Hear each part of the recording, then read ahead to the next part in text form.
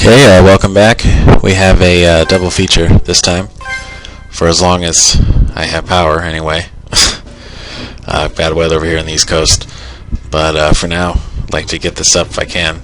So we're back in the sewers here, and that movement's a little off. He's sitting like on top of that throne.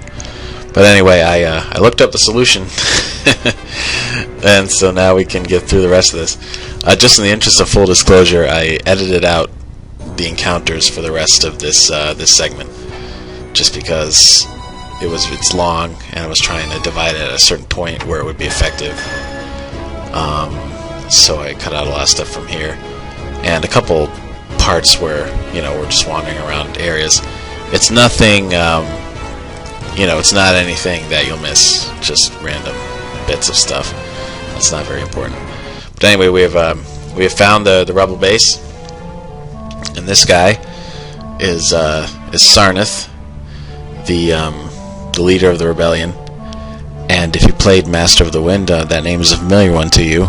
You saw him as a much older man, but this is in his younger days, and he's leading the fight. And he's very he's a strong leader. He's confident, plans well. He just has natural leadership skills, and that comes through. And so now we're joining up with them, and they start talking about General Lysander, and how he's been very much a thorn in the rebellion side. He's been very effective in terms of dealing with the rebellion. But when he left to go to Guardia to try and finish the people off there, that was good for them. They've kind of flourished in his absence. And now they're talking about the weird puzzles downstairs. A lot of it was because Mahi, Sarnath's second in command, is an illusionist, like Danica from Master of the Wind. Although probably not as skilled. Danica was really good. Mahi's very good as well, but Danica was like a master. So yeah, we're going to hang around the rebel base now. And I'm going to wander around here, although we spend a lot of time here for this part of the game, so we'll get to know a lot of these random NPCs pretty well. Everybody develops pretty naturally. And we're going to take a walk around here, but then Arius is going to go on a bit of a solo mission. And this guy here is Wire. You met him in Relenia during Master of the Wind. And he, at this point in the history, he is the ambassador for the rebellion. He's the ambassador for the Elven Kingdom to the rebellion, or something like that. I don't know. Somebody can figure out the right way to word that. But basically, he represents the Elven Kingdom and deals with the rebellion. And there is another Chrono Trigger character. So we're almost done. I think, have we gotten them all? No, I don't think we've seen Frog yet. I'm going to look out for him. And Isla. Did we see Isla yet? I don't know if we've seen her either. But got most of them. Alright, so wandering around here, but Arius gets a bit restless for too long. Sorry, I didn't sleep well last night. Too worried about, power going out. Dog was up in the bed, she was all freaked out. But anyway, so we're talking to Shirley, and Shirley is Sarnath's sister, there are a lot of hints for that on the way. And now Arius is, like I just said, he's getting restless now that he's in Gallia. The thing that's on his mind is his sister. Is trying to reconnect with his sister, because a lot of the memories that have been coming back to him have her in them. And right now he's being very polite and listening to Sarnath, talk about this and that. But it's not long before he turns the subject to his sister, who lives in East Gallia, and he really wants to visit her. But it's fairly risky. I mean, because Lysander is out there somewhere, and other Gallian officials will recognize him, and he'd be going by himself. The others are staying here in this base. Oh, that guy was about to hit on Nova, but he has thought better of it. And let's see what the others are up to. Oh yeah, Galdar, glad to be a Minotaur again. So now he's telling her that he's going to head over to East Gallia. And she's a little nervous, like usual.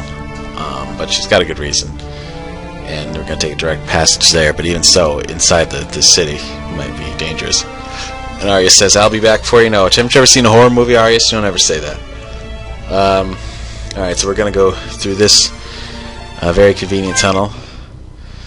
And now we are in the suburb of East Gallia. Oh, not yet, actually. Forgot about this. We have a little meeting with Lysander, along with Evander and Tor, who are 2 Gallian officials that we have dealt with in some of our past adventures. And these 3 are going to be kind of the, a team. They're going to get these. They're going to be 2. Tor and Evander are going to be Lysander's, 2 little flunkies for a while.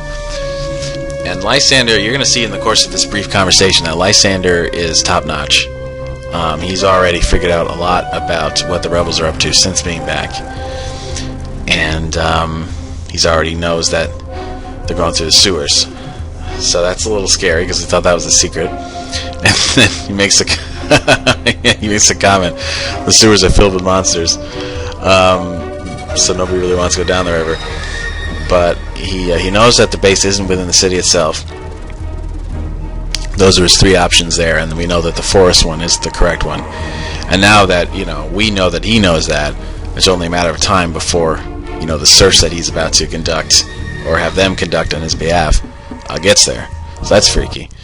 And then so Arius emerges from this bush, which is actually a staircase, but some sort of illusion that Mahi is maintaining.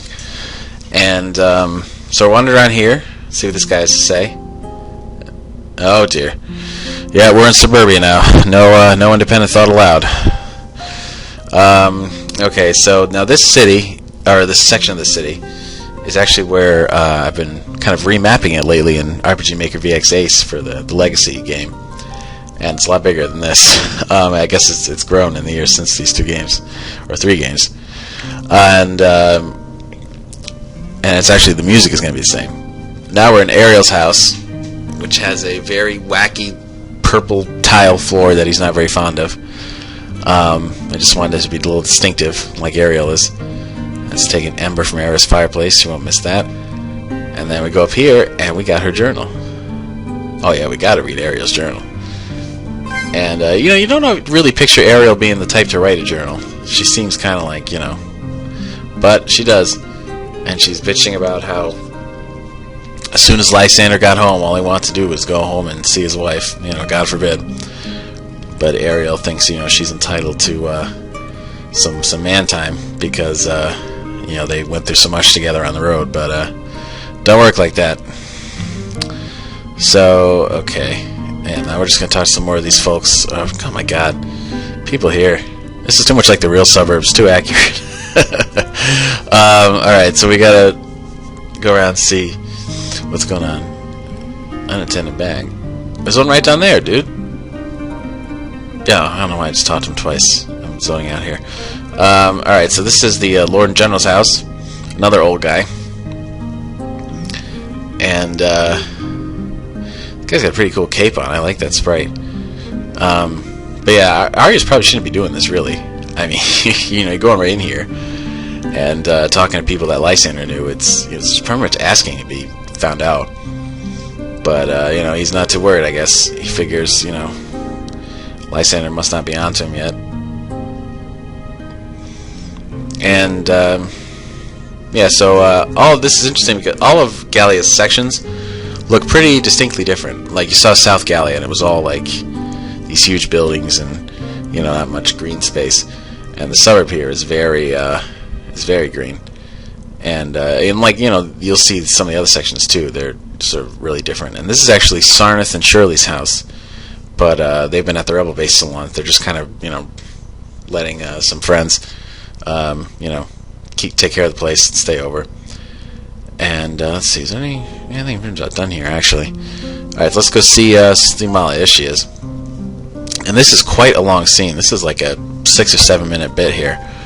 But this is a big moment. I mean, this is the there's been a lot of build up to this. We've only seen Molly in flashbacks, and of course, he's walking in there and he's so nervous that he completely screws up his his introduction there. He's trying to just come in and be like, "Hey, I'm not Lysander," and she obviously doesn't know what the hell he's talking about, and she hasn't been following the Galleon current events. Too depressing. So now he's gonna have to try to tell the story once again, but he's not gonna have time just yet because the real Lysander's knocking at the door. And this was great to watch people play this part. I mean, people crap their pants at this because Arius is like trapped in the house, and now Lysander's there, and you don't really know what's going to happen. You just know Lysander's so much more powerful than most of the other characters, so it's scary. And but he's here, and he's just pretty much trying to beat Arius to the punch. I mean, he suspects that Arius is going to try and see her. So he's basically trying to give her warning, not realizing that he's already there.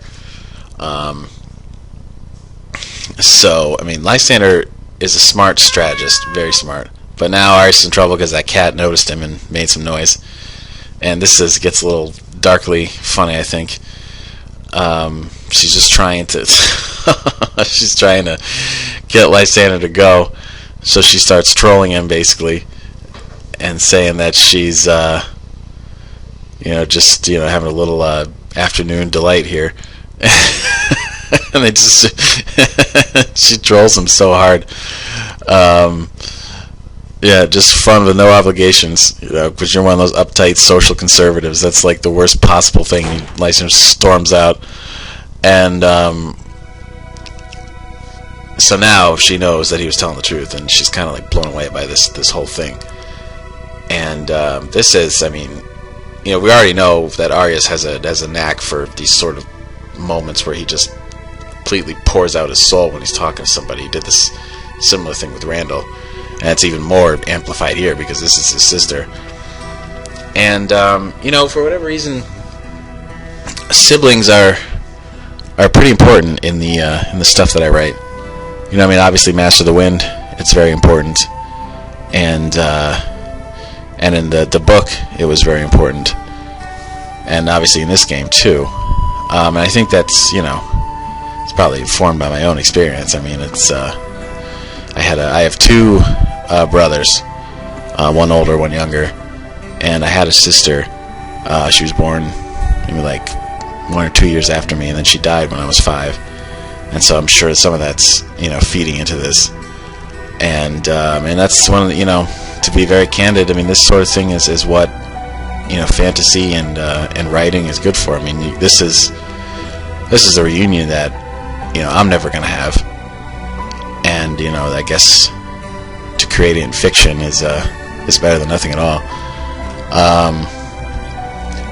But he's this freaking music. It's more like Naruto. It's more from Naruto, and there are a lot of scenes in Naruto where this music would just devastate people watching it. And but of course, it's got this very distinct Japanese stuff, like all the Naruto music. And I keep saying that, but it makes me self-conscious now.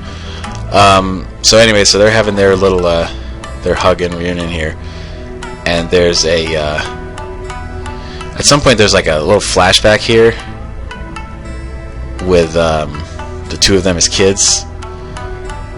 And it really just an excuse to use that young Molly face sex. It's so goddamn cute. But this moment, like when Lysander was young and before he was sort of set in his ways, where he was a little more conflicted about what he was doing, and it's so cute. I can't even get over it. And that line is cute too. But so he's saying that he just wants to protect everyone, and that's.